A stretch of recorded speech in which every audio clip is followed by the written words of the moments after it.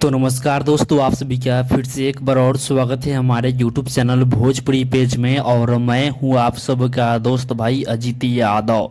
दोस्तों देखिए, टुनटुन यादव जी के कल सुबह सुबह एक और नया ज़बरदस्त स्पेशल अहिरान गाना आप लोगों के बीच में TSP म्यूजिक चैनल से कल सुबह सुबह रिलीज होने जा रहा है। दोस्तों देखिए, इस गाने का नाम है अहिरान के लइका रखले बानी, जो कि इस गाना को टुनटुन यादव के साथ में अनामिका निगम जी इस गाने को गाई हैं। और दोस्तों बता दें कि इस गाना को SK आनंद यादव जी लिखे हुए हैं और इस गाने में म्यूजिक बनाए हैं आशीष विश्वकर्मा जी, जो कि इस गाने को कल सुबह 7 बजे TSP म्यूजिक यूट्यूब चैनल पर रिलीज किया जा रहा है।